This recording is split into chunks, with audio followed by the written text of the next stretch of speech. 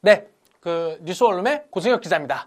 예, 지금 계속 댓글이 달리고 있어요. 김미화님도 동물법의 기초에서 적정한 처벌 좀 바람 이런 의견 주셨고요.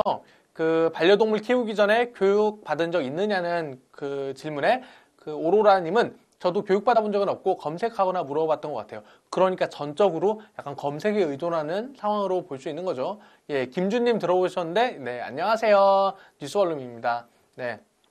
오늘 저희가 어떤 내용 다루는지 뉴스 시작했으니까 간단히 한번 말씀드리면 오늘의 주제는 동물학대예요. 왜 그런지 여러분들이 다들 아실 텐데 얼마 전에 강릉에서 그 생후 3개월에 대한 말티즈를 분양받았는데 대변을 먹는다는 이유로 환불해주세요 화내면서 강아지를 던진 사건이 있잖아요. 이 사건 때문에 동물학대 이거 제대로 우리가 관리하고 있나? 처벌할 수 있는 건가? 이런 의문이 있어서 저희가 한번 취재를 해보게 됐어요.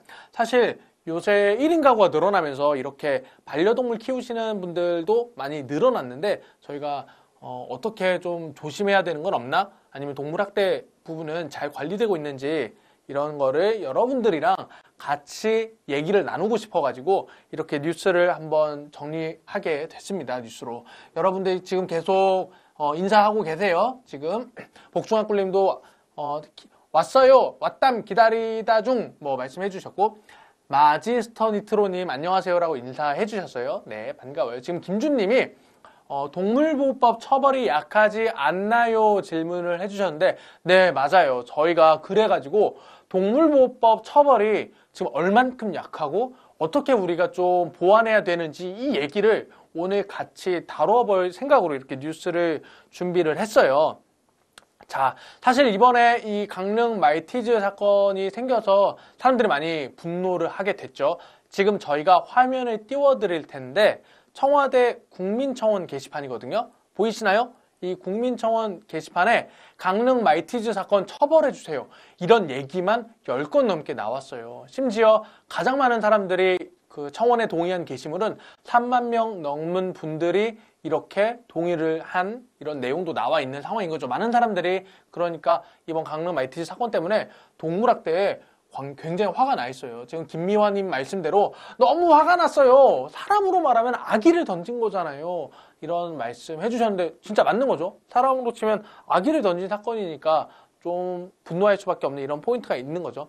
사실 이렇게 청원이 올라온 이유는 그동안 동물을 학대했는데도 무죄를 받은 적이 굉장히 많았거든요.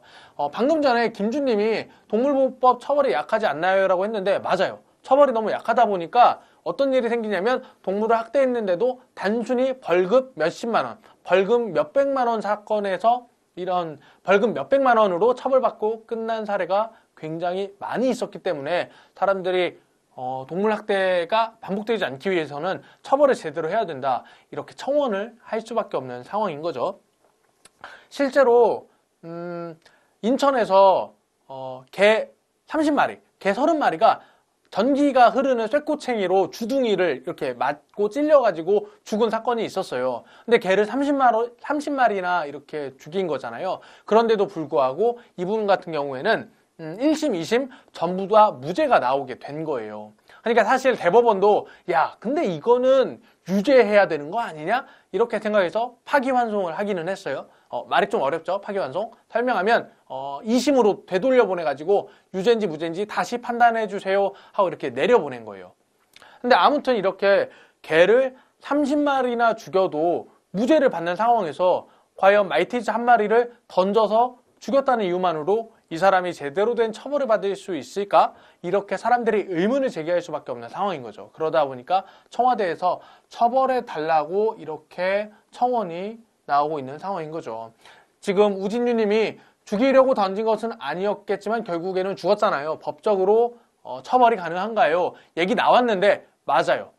법적으로 처벌이 가능한지 궁금하잖아요. 그래서 저희가 이 사건을 직접 변호사한테 좀 물어봐서 얘기를 듣기로 했거든요. 지금 우진유님 말씀대로 동물학대 이번 말티즈 사건 처벌할 수 있는지 동물관련법 전문가에게 확인해봤습니다. 박주연 동물권 연구하는 변호사단체 PNR의 공동대표님한테 저희가 이거 처벌 가능한지 말씀을 들어봤거든요. 한번 직접 들어보세요. 학대 행위는 될 것 같아요. 성립이 하고.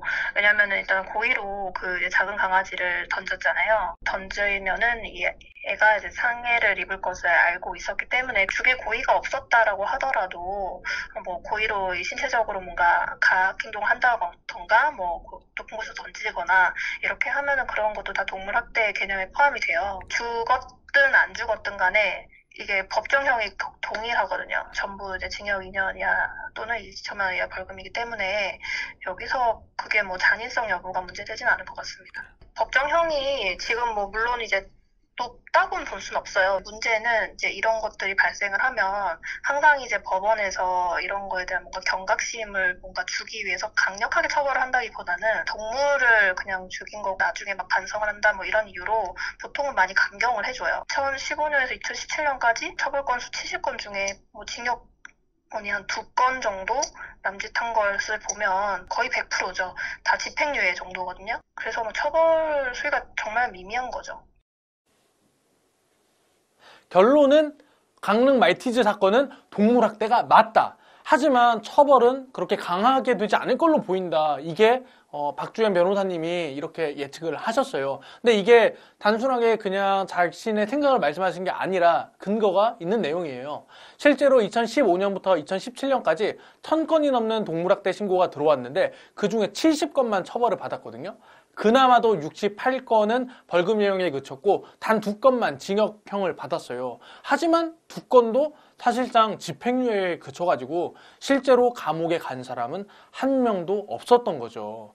그래가지고 상황이 이러니까 길고양이가 300마리 있었거든요. 길고양이 300마리를 살아있는 채로 끓는 물에 넣어 죽인 이런 사람이 있는데 이 사람이 어떻게 처벌받았냐면 징역 10월에 집행유예 2년 처벌받았다 그래요. 300마리나 이렇게 살아있는 채로 뜨거운 물에 이렇게 학대를 했는데 이 사람이 실제로 감옥에 가거나 뭐 이런 식으로 제대로 된 처벌을 받지 않았다는 사실인 거죠. 예. 지금 그래서 뭐 맹꽁이 님도 처벌을 당연히 받아야 합니다. 이렇게 말씀하시잖아요. 그렇죠.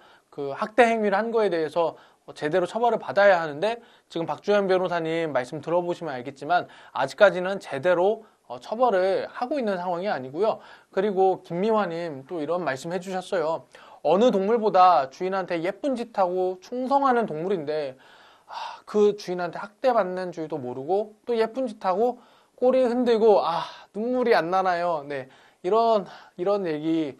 그렇죠. 진짜 강아지 이렇게 꼬리 흔드는 거 보면 좀 눈물이 나잖아요. 근데 이렇게 학대하면 좀 눈물이 나죠. 김주님도 처벌이 강화돼야 하겠네요. 말씀하셨고 내 고향 서울님도 처벌이 미미하네요. 말씀을 하셨어요. 여러분들 말씀하신 것처럼 지금 굉장히 동물학대 수준에 비해서 처벌이 미미한 상황이에요.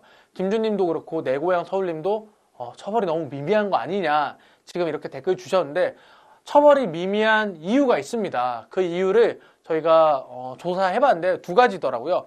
첫 번째는 애초에 동물을 학대하는 것 자체에 대한 법적인 처벌 형량이 낮아요. 박 변호사님이 통화 내용에는 나오지 않았는데 저랑 통화하면서 이런 말씀 하셨어요. 재물손괴죄는 징역 3년 이하에 처하는데 동물 학대를 하면 징역 2년 이하에 벌금 2천만 원 이하다. 그러니까 물건을 망가뜨리는 것보다 동물을 때리고 학대하고 죽이는 게 처벌이 더 약한 상황인 거예요. 정말 여러분들이 생각했을 때 말이 안 되지 않아요? 그 생명이 있는 동물을 괴롭혔는데 물건을 망가뜨리는 것보다 처벌이 덜하다? 실제로 저희가 판례를 찾아봤더니 공원에 있는 정치인 흉상에 빨간색 락커칠을 한 경우가 있어요. 그냥 공원 흉상에 낙서한 거잖아요. 이렇게 동상에 낙서한 경우 벌금 100만 원이 선고받았거든요. 그런데 이웃집 개를 그 전기톱으로 죽인 사건이 있는데 이 경우는 벌금 70만 원밖에 물지 않았어요. 그러니까 개를 전기톱으로 죽이는 것보다 동상에다가 낙서하는 게 법적으로 봤을 땐 더 나쁜, 더 형량이 높은 범죄가 되고 있는 상황인 거예요. 지금 마지스터 니트로님이 생명의 무게를 모르나 보다 했는데 맞는 거죠. 생명의 무게가 지금 법적으로 너무 낮게 지금 잡혀 있는 거예요. 동상에 낙서하는 것보다 동물을 학대하는 게 훨씬 더 낮은 형량을 받고 있다는 게 언뜻 생각하면 말이 안 되는 그런 상황인 거죠. 지금 우진유 님도 똑같이 말씀해 주셨는데 누구나 봐도 고의로 동물을 학대했다면 좀 처벌을 강화하는 게 좋은 것 같아요. 말씀을 하셨어요. 그리고 두 번째는 동물학대 이거 법이 약한 이유가 두 번째는 법에서 말하는 학대 행위가 굉장히 애매모호해요. 그러니까 어떻게 되어 있냐면 실제로 동물을 죽였을 경우 어떻게 해야 처벌할 수 있느냐 이거를 동물보호법 제8조를 봤더니 이렇게 나와 있어요. 법조항을 그대로 읽어드릴게요. 잔인한 방법으로 죽음에 이르게 하는 행위. 그런데 잔인한 방법? 잔인하다? 이거 너무 애매하지 않아요? 강아지를 몽둥이로 때려서 죽게 한 경우가 있는데 무죄를 받았어요. 그러니까 몽둥이로 계속 때리는 거는 안 잔인한가? 그러니까 이게 기준이 애매하잖아요. 그러다 보니까 동물학대 처벌이 조금 어려워지고 처벌 수위가 낮아지는 경향이 있고요.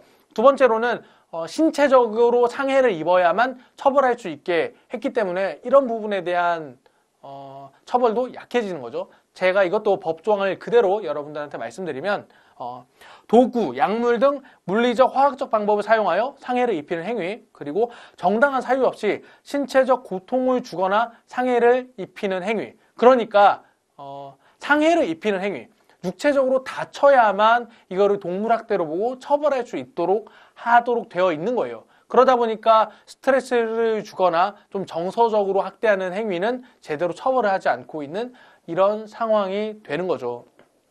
제가 앞서 말씀드렸지만 제가 취재했던 상황 중에서 그 얘기했잖아요.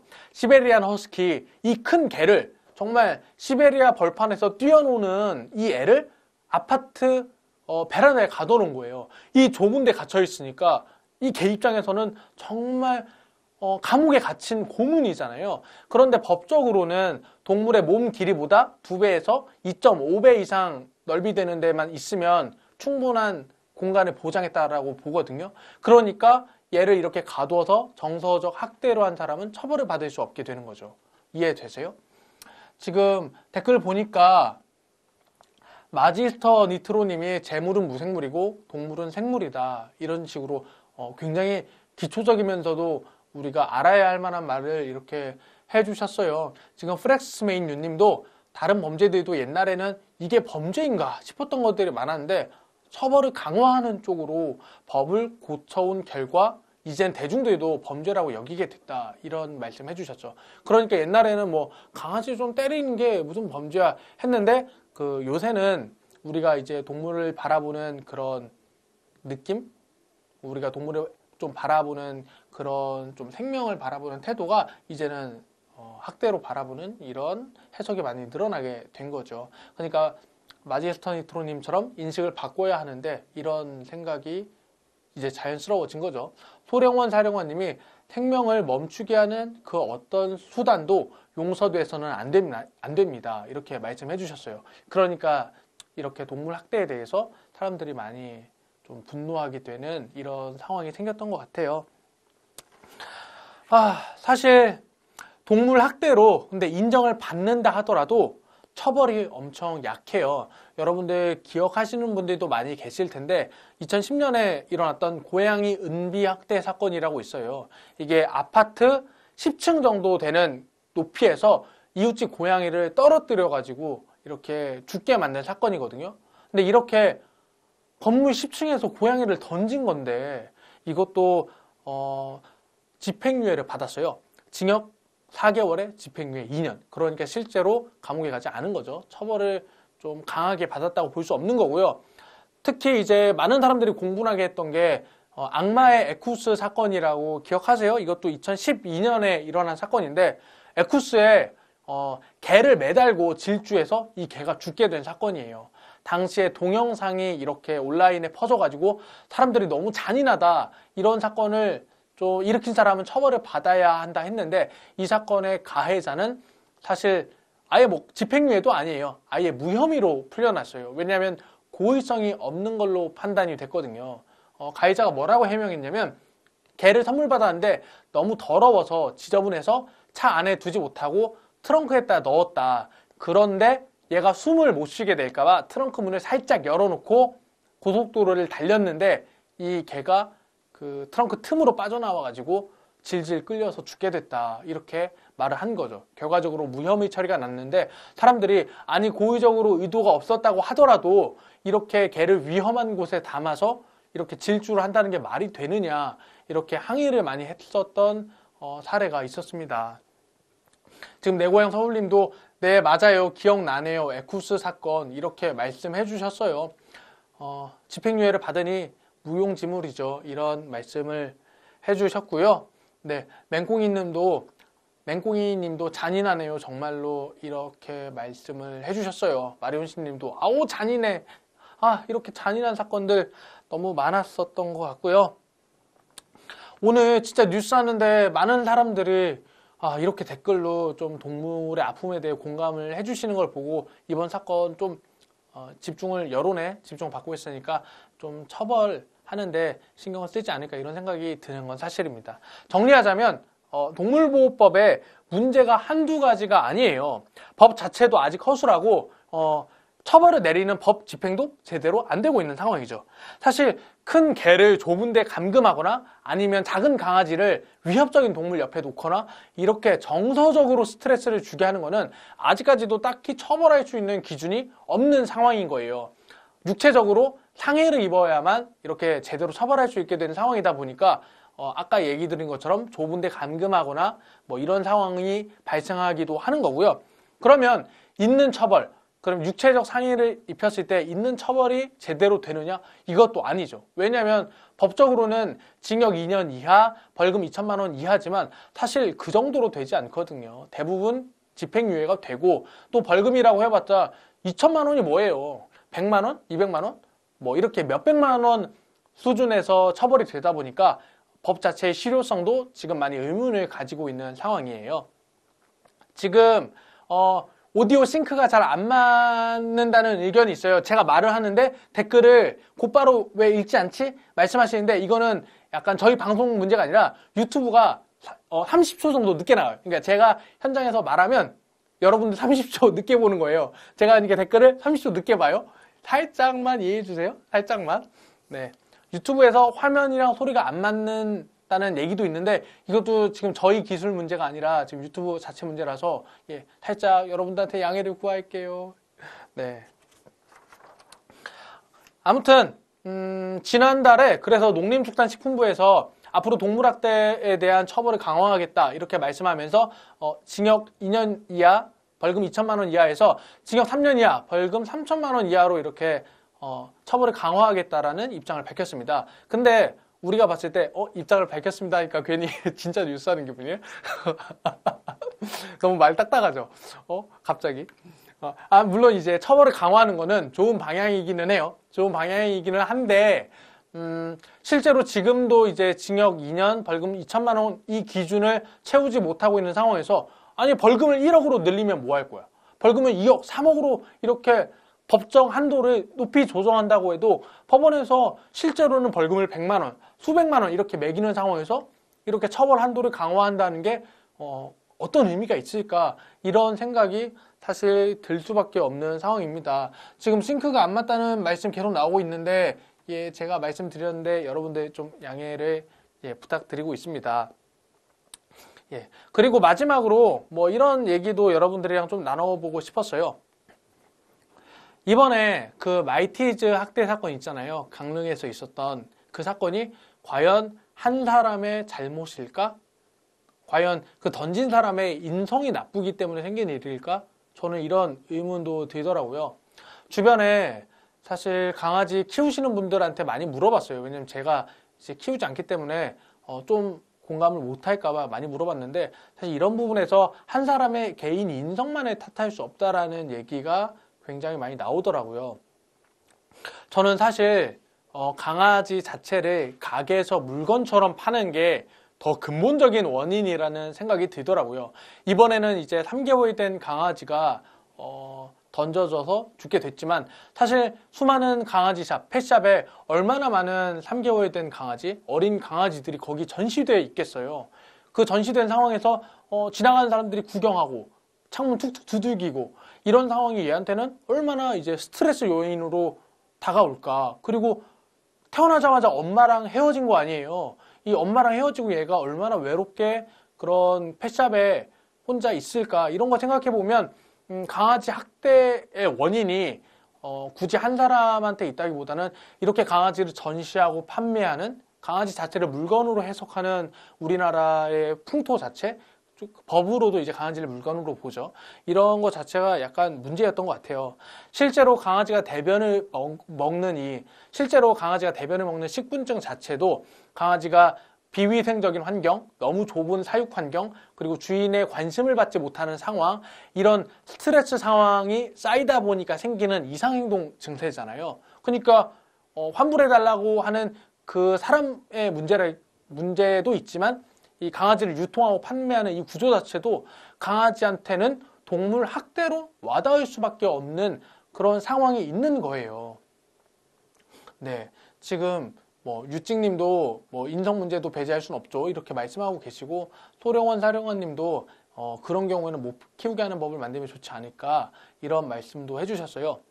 그래서 이제 해외 사례를 좀 봤더니 미국 샌프란시스코에서는 동물 보호 단체나 아니면 유기견 센터 이런 데서 유기동물로 인정한 개나 고양이만 펫샵에서 팔 수 있게 한 거예요. 그리고 실제로 8개월 미만인 개나 고양이는 실제로 이제 생후 8개월 미만인 반려동물은 아예 펫샵에서 팔 수 없도록 한 거죠. 그러니까 어린 동물들은 부모 옆에 있어야 한다. 이렇게 판단을 한 거예요. 영국은 더 심하게 규제를 하기로 했어요. 이거 지난해 10월에 영국은 제3자를 통해서 동물을 이익을 보는 걸 목적으로 동물을 팔고 사는 거 이거를 아예 못하게 규제하기로 했거든요. 기준은 이제 6개월 미만 된 동물인데 그래서 앞으로는 6개월 미만 된 동물을 영국에서 키우고 싶으면 유기센터나 가정분양을 받아야만 하는 거예요. 돈 주고 그러니까 우리나라처럼 마트에서 사오거나 펫샵에서 사올 수가 없게 된 거죠. 그리고 그리고 한 해에 반려견을 3마리 이상 키우기 위해서는 정부에서 허가증을 또 받아야 하는 이런 규제도 추가가 됐습니다. 오늘 이제 기사가 나온 11마리 말티즈를 원룸에 뒀다가 이렇게 죽은 경우, 이렇게 키울 자신이 없는데 막 반려동물을 많이 키우는 거 있잖아요. 애니멀 호더라고 하는데 이런 애니멀 호더 자체를 방지하기 위해 3마리 이상 키우려면 영국에서는 허가증을 받아야 하는 상황인 거죠. 예, 그리고 앞서 말씀드렸지만 반려동물 정서적 학대 문제 같은 경우도 굉장히 까다롭게 규정한 나라들도 많아요.